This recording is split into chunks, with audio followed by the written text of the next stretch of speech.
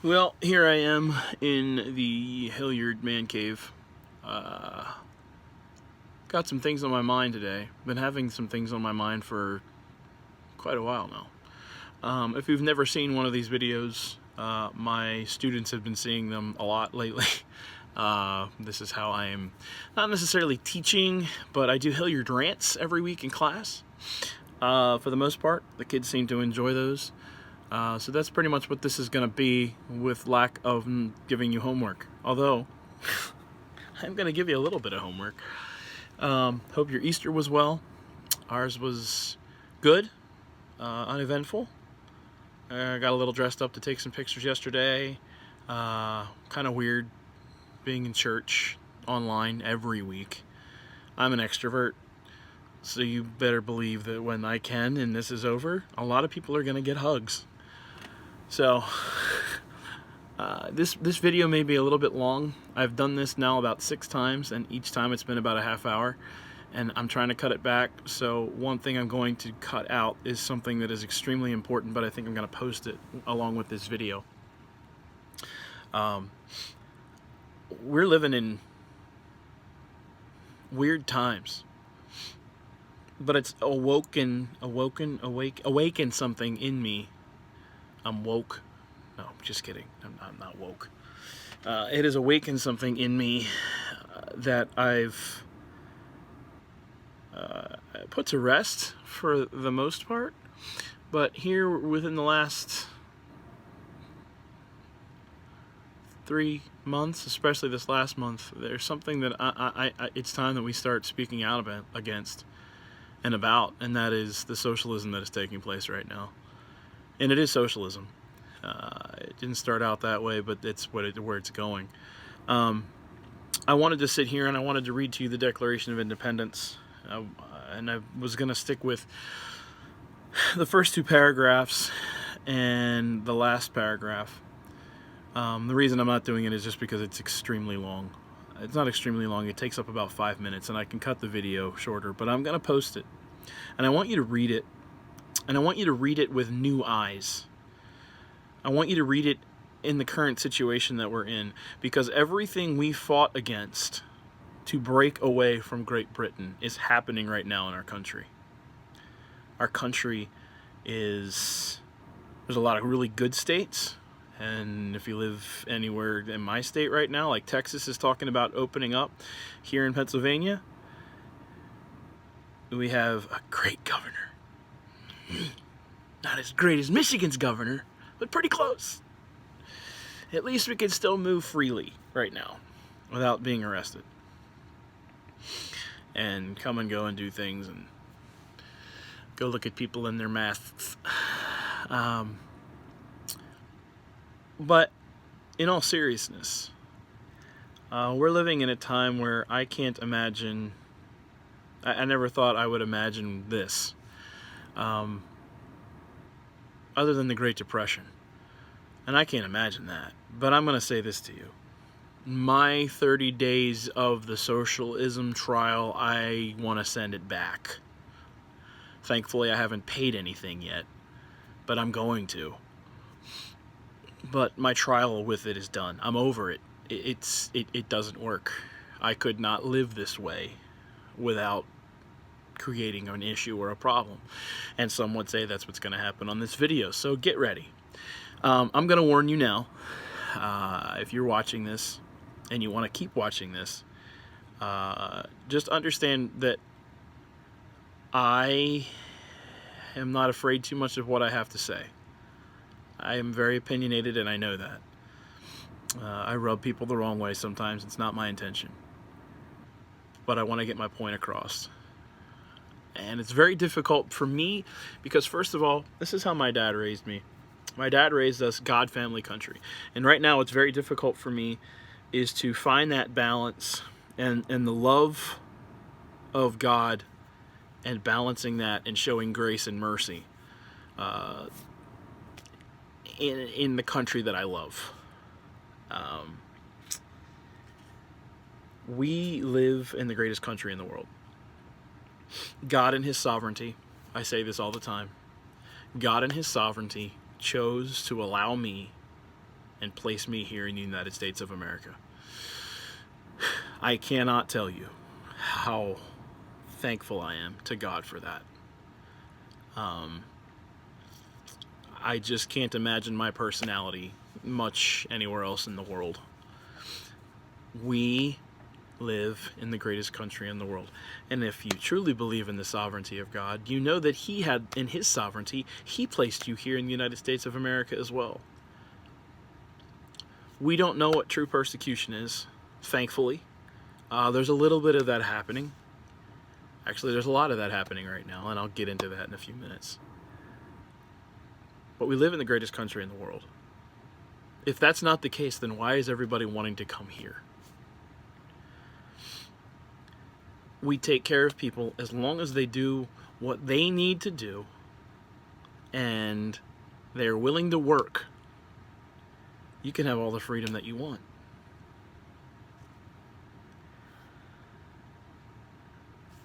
I look at the foundation of this country and I cannot begin to separate God from the beginning of this country.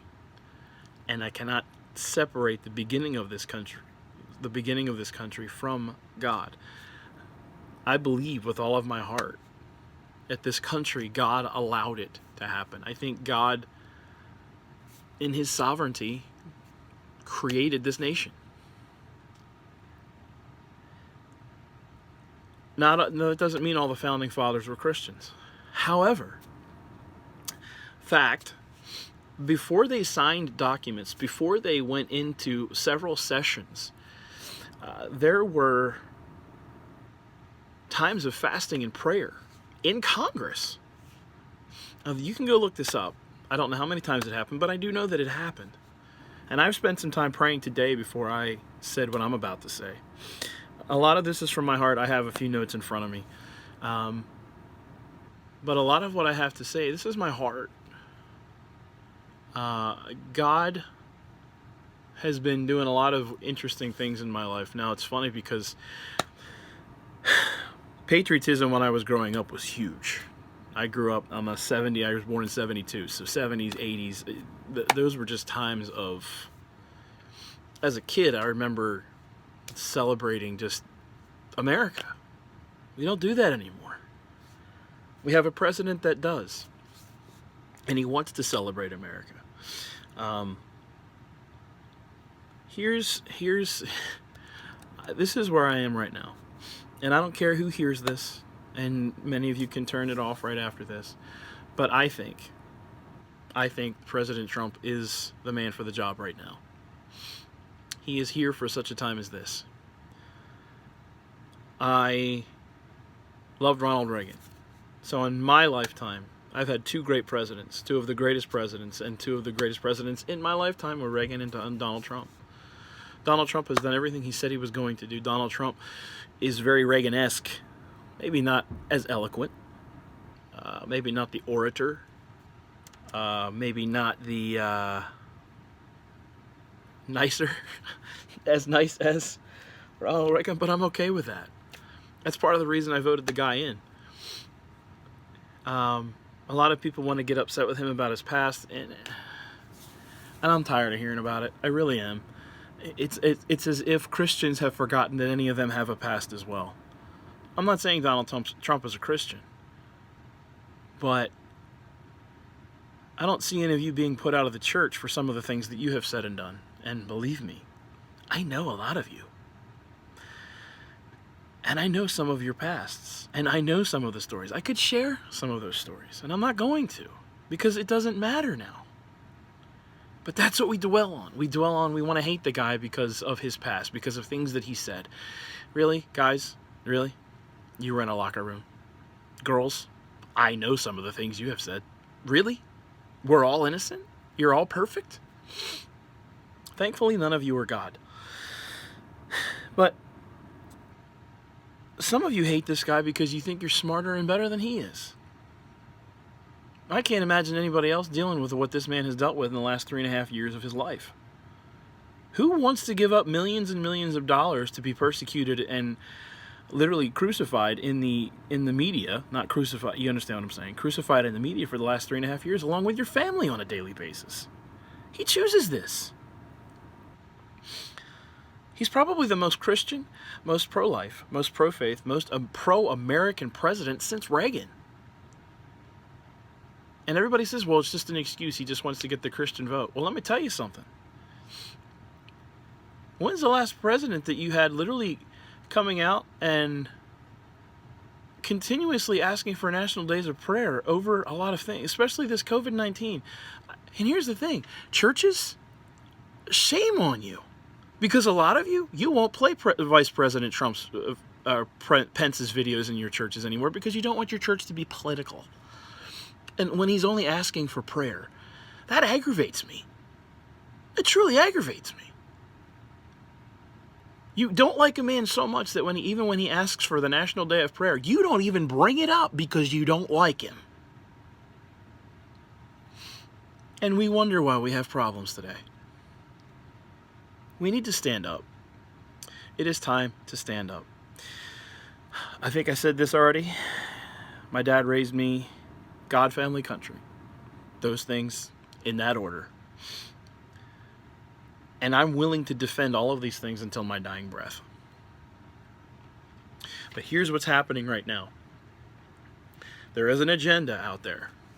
Whether you believe it or not, some of us have been talking about this from the beginning. I don't think President Trump had much of a choice other than to shut down the border, to ban travel to and from China. But who were the ones that were out there going against him, trying to undermine him and repeal that ban? It was the left. It was. Go look it up. The Pollitt girl was in Chinatown. We don't have anything to be worried about. Dr. Fauci, at the end of January, even said Americans, this is something that should not really concern us that much. Now all of a sudden it's a concern? See, there's a problem in all of this. And if you don't see it, I don't know how to help you see it. Everybody blames me and says, well, you just see political and everything. Because I don't trust anybody on the left. I don't trust the media as far as I can see them. I don't watch the media. I see something usually in social media, and if I see it, I dig. There are some times that I have gone by headlines and been totally mistaken. But I dig. I do my own digging. I do my own research. There are a few online newspapers, if you will, that I trust, and I'm willing to share those with you at some point if you're interested. But we're at a time right now where socialism is happening. And for the most part, we're all just sitting here and seem to be okay with it. Here's where socialism is happening. Socialism doesn't want anything to do with God. They want everybody completely reliant upon the government. And here's the problem with that.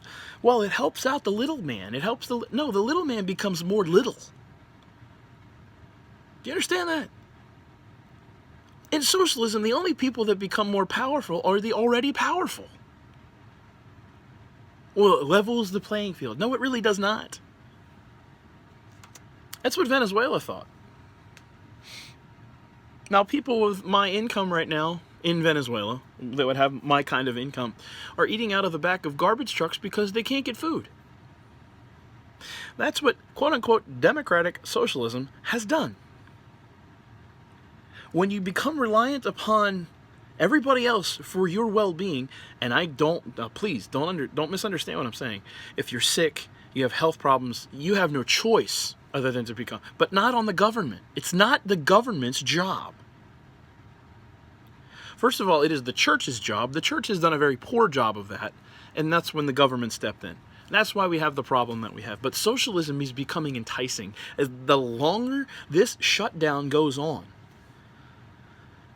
And they want it to go on. Because they want us reliant upon them. They want to be able to tell us where we can go, when we can go, how we can do it, when our churches can be open, when the movie theater can be open, when the malls, that's what they want. They want us to, this group can do this group can do that. Abortion clinics can be open, but churches can't. Do you not see a problem with this? Do you not see an agenda here? Another socialist idea that is taking place right now. Last week in Michigan, church full of, they wanted to have a drive-in church for their Palm Sunday service, which I think is actually pretty awesome. You're still socially distancing, you're in your own vehicles, and everything is all well. Well, nope.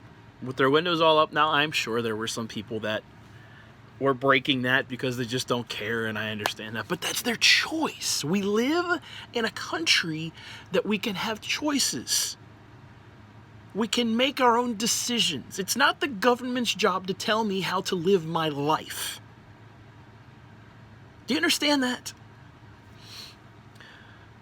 So the cops show up last Sunday in Michigan, whose governor has lost her mind. They have $500 fine tickets issued for every car that was in the parking lot with their windows rolled up, socially distancing. Hello? We have Kentucky, we have South Carolina, we have Mississippi. Actually, Mississippi, let me get to Mississippi in a second. A couple of other states, the governors are telling people yesterday, if you see anybody going into a drive-in church, you take down their license plate numbers and we'll take care of them. There was a little girl the other day, 12-year-old girl playing basketball in a neighborhood by herself. By herself. No one around. Someone called the police. The township came in and took the basketball hoop out so she couldn't play basketball anymore. Are you kidding me? This is what's happening.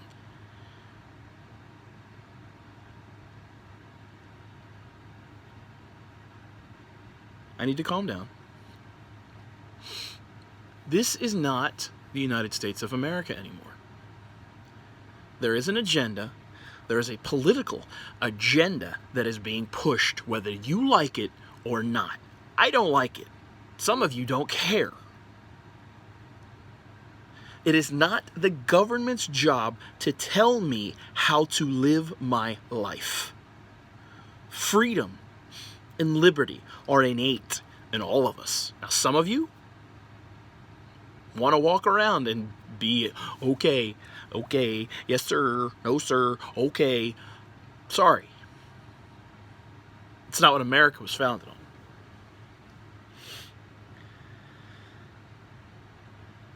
Abortion clinics can be open, but churches can't.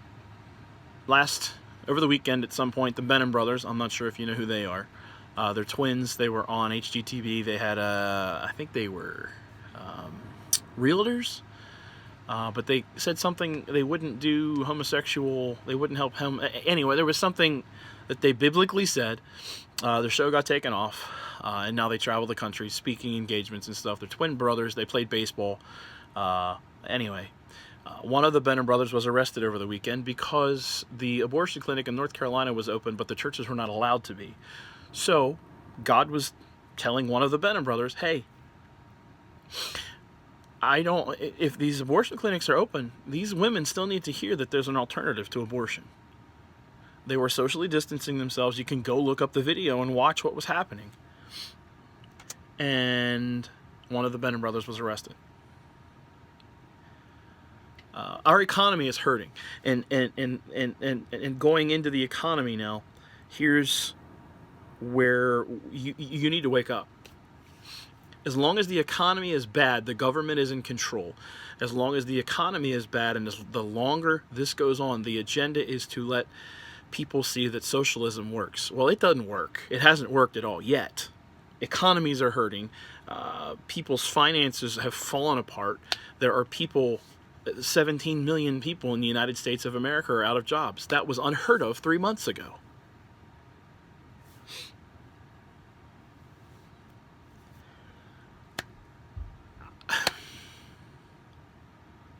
Public transportation in Pennsylvania is now demanding that you wear a mask if you get on the bus. If you don't have a mask, you can't get on the bus. Do I need to explain that to you? The left and the media wants this shut down as long as it possibly can be shut down. Understand that. They want it shut down so that everybody can see, oh wow, the government came in and they saved us. And here's the other problem. The numbers right now that they keep dishing out there, they're falling apart. All of the data is falling apart. All of it. We're looking at numbers now, death tolls around what the flu kills every year. Yeah, but Brian, we have vaccines for that now. We can become immune to that. We didn't have them to begin with, and we shut nothing down. And do you realize how little vaccines we actually have for things? You can stay in your little world and just live in it, and you can think that there's no agenda. If you want to be a mind-numbed controlled robot, God bless you. I'm not one of those kind of people, and I would beg to think that most of America thinks that way too. I'm concerned because this is what's going to happen. Texas has already said that they want to reopen their economy, that they're going to start slowly drifting back into doing things. I think that President Trump wants to do that same thing in the next couple of weeks. Why are we closing our schools? Let's wait 2 weeks. But see, no, that's the government again stepping in, taking control of something they're not even thinking through. They want to cancel sports the rest of the year. They don't want they want you in your house afraid. That's what they want. The media has lost numbers. Their numbers are ridiculous. Now, one last thing that I want to say to you. If you don't think that there is an agenda here, hear me out on this immunity card thing. Dr. Fauci, the guy that is helping President Trump has his reasons for having liberals around him because he wants to try to get people to work together, bipartisan, and I get it. There is a thing to that. But this immunity card thing, do you know what that means? What that means is this. What that means is that if you have not been vaccinated or you have not yet caught the coronavirus, they're going to have checkpoints. And if you don't have an immunity card, they're going to make you go back home and not be able to leave your house. Look it up. So they want everybody to either get this disease, or if you haven't had this virus, then you can't go out anywhere. Set aside the mark of the beast. Set aside Bill Gates wanting to chip everybody. And yes, that's true too. Look it up. That's not freedom. That's not America. And I agree. There are some people that can't walk up and down the street and have no clue how to make a decision. But that's not the government's job to make decisions for people. It is very difficult. It's a fine line at times. But this socialism 9 times out of 10 leads to communism. And where is Christianity then? And everybody's like, well, we haven't been persecuted. Now, I don't know about you, but I don't want to be persecuted. I'm going to fight first. I just am. And if that upsets you, I'm sorry. I'm not here to make everybody happy. I'm not here to... I know that the 3 things I need to take care of, and that is my relationship with my God, my relationship with my family, and fighting for the freedom of this country. Whether by voice or by physically, preferably first by voice. Call your local state reps. Call the White House. Call your governor's office. Do what I am trying to do, and that is call people and get your voice heard and say, let's get this thing rolling again. Let's get America back on its feet. Let's let America be great again. And I'm not trying to use that as a cliche thing, because it's not. To me, America is the greatest country in the world. And if you think that's boastful and that's prideful, you're darn tootin'. I'm very proud to be an American. And I'm willing to fight for what I think is right. Whether verbally or someday if it comes to the physical, I hope it doesn't.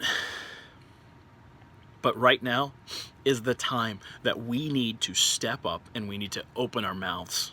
We need to start pushing back to an extent that we can open a dialogue and have conversations. Don't do what the left does. Don't go out there with masks on your face and we're not Antifa. But there is nothing wrong with silent protest either. Open your mouth. Get your voice heard. Understand what is happening in our country right now. Understand the importance of getting everything back open and running and getting people out working again. Please explain to me why certain jobs are essential and others are not. God bless you. Praying for you all. God bless America.